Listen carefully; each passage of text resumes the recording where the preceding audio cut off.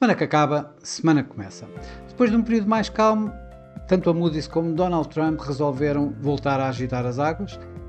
trazendo para o palco principal o tema das tarifas e o da dívida pública. Isto numa semana onde tivemos ainda muitos discursos, tanto por parte de responsáveis do Banco Central Europeu como da Reserva Federal dos Estados Unidos, e na agenda macroeconómica centrou-se basicamente nos dados dos PMI da atividade económica privada.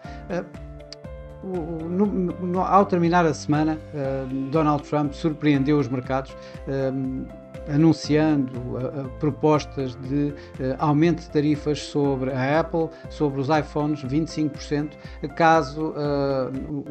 os iPhones não fossem produzidos, não fossem fabricados nos Estados Unidos. Voltando-se para a União Europeia, prometeu tarifas de 50% a partir do dia 1 de junho, apontando para a falta de velocidade nas negociações dos Estados Unidos com a União Europeia relativamente a um acordo tarifário. Isto numa semana que já de si vinha de alguma forma pressionada pelo downgrade da Moody's feito no final da semana anterior. Isto levou de imediato a alguma venda e alguma queda nos mercados obrigacionistas de mais longo prazo. As yields obrigacionistas a 30 anos voltaram a negociar acima dos 5%, os 10 anos acima dos 4,5%, isto dando algum sentimento, daquele sentimento que nós já tínhamos tido anteriormente do Sell America. Os diversos discursos, e foram muitos os que tiveram lugar esta semana, tanto da parte do Banco Central Europeu como da Reserva Federal dos Estados Unidos, sucediam-se, isto com as reuniões do G7 no Canadá. O resumo, digamos, das intervenções do Banco Central Europeu apontam de qualquer das formas para que a próxima reunião do Banco Central Europeu proceda com mais um corte de 25 pontos base, mantendo tudo em aberto para a reunião seguinte. Já nos Estados Unidos mantém o ver para o wait and see, o esperar para ver, com a grande maioria, se não a quase totalidade dos membros da FOMC a apontarem para no máximo 2 cortes de taxa de juros até ao final deste ano, e todos em uníssono dizerem que neste momento, devido às incertezas,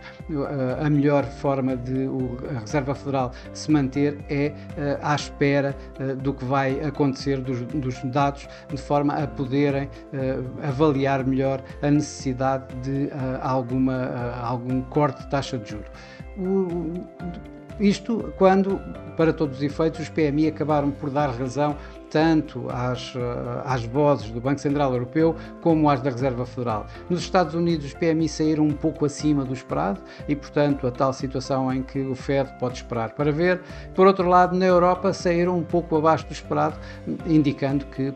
o Banco Central Europeu poderá ter que, de alguma forma, dar alguma ajuda à economia europeia. Isto acabou por levar os mercados acionistas, uma vez mais, tal como eu já tinha referido anteriormente, o tal sentimento de Sell America, a tal incerteza nos mercados,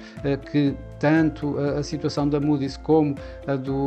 das tarifas, o renascer da guerra comercial norte-americana, acabou por pressionar fortemente, obviamente, os mercados acionistas, que terminaram em queda esta semana, depois de uma semana bastante positiva. Na semana anterior, esta semana tivemos uma semana de queda generalizada. Desde a Ásia, com o Nikkei a cair à volta de 1,5%, na Europa quase 2%, o Eurostoxx 50%, e nos Estados Unidos com perdas acima dos 2%, com 2,6% aqui assim no SP500. Por cá, curiosamente, o nosso PSI20 acabou por ganhar e estar em contraciclo com os seus pares, ganhou esta semana cerca de 1,3%, isto impulsionado pelos ganhos da Mota-Engil, que esta semana atingiram quase 15%, e as perdas, por outro lado, as perdas da Altri a pressionarem quando caiu cerca de 9,5%. Isto no mercado cambial acabou também este sentimento de Sell América acabou por levar o dólar a perdas, perdeu praticamente face a todas as demais divisas. O índice do dólar, o DXY, perdeu aqui esta semana cerca de 2%, começou bem acima de 100, quase a 101, 100.6, acabou por terminar a semana abaixo dos 99. Já o euro-dólar, que começou a semana abaixo de 1,12 a 1,1170 aproximadamente, acabou a semana muito perto dos mínimos do mês, dos máximos do mês, a 1,1380, neste caso terminou à volta dos 1,1360. Isto quando o iene, por outro lado, realizou ganhos, aliás ganhou 2% ao dólar, com o dólar-iene a cair de 145 dos níveis de abertura aproximadamente até aos níveis de fecho em torno de 142,50. Mas as divisas que mais ganharam esta semana, nomeadamente face ao dólar, foram as divisas nórdicas, tanto a coroa norueguesa como a coroa sueca. A coroa norueguesa ganhou cerca de 2,6% face ao dólar e a coroa sueca cerca de 2,1%. Nos mercados emergentes, a divisa que se destaca pela negativa, já que não há divisas a destacar-se pela positiva nos mercados emergentes, que foram bastante pressionados com este aumento de volatilidade nos mercados, foi a lira turca, que perdeu esta semana face ao euro cerca de 2%. Os mercados de commodities tiveram também uma semana de alguma volatilidade. Por um lado, o ouro ganhou, depois das perdas da semana passada, esta semana com os níveis de incerteza a aumentar, a volatilidade a aumentar, inclusive tensões geopolíticas também a aumentarem, acabou por levar o ouro de novo a ganhos, que ganhou cerca de 5,5% durante esta semana. Já o petróleo negociou em volatilidade considerável, isto quando era impulsionado por situações, por notícias avançadas de que Israel poderia atacar as infraestruturas iranianas, as infraestruturas nucleares iranianas. Isto deu aqui logo de imediato aqui algum suporte aos preços do petróleo, mas por outro lado, a situação do tal Sell América, a tal situação de voltarmos a ter aos receios de uma recessão, de uma possível recessão com a diminuição da procura, em conjunto com notícias que apontavam para que a OPEP volte a aumentar a produção de crudo, acabou por pressionar os preços do petróleo, que acabaram por terminar a semana a perder cerca de 1%. A semana que vai começar, provavelmente vamos continuar com as incertezas em torno das tarifas, em torno da guerra comercial, com os mercados a olharem para a dívida pública, isto numa semana em que vamos ter também bastantes discursos de banqueiros centrais e numa semana em que vamos ter alguns dados económicos relevantes. De facto, mas o tema mais importante desta próxima semana provavelmente continuará a ser o tema das tarifas. Vamos ver qual é o desenvolvimento das palavras e dos posts na rede social Truth de Donald Trump da passada sexta-feira, qual é o desenvolvimento que se vai seguir, se a situação dos 50% sobre as importações dos produtos europeus a partir de dia 1 de junho, se irá avançar ou não, se a situação sobre os impostos sobre iPhone e Samsung também serão de facto realizados, e vamos ver, portanto, toda esta situação se poderá levar ou não, uma vez mais, os mercados para uma volatilidade mais elevada e com o tal sentimento de Sell América a voltar em força, que já aconteceu no passado. Numa semana em onde vamos ter também as minutas da Reserva Federal dos Estados Unidos, que em princípio deverão ter o mesmo alinhamento dos discursos que nós temos ouvido por parte dos diversos responsáveis da Reserva Federal.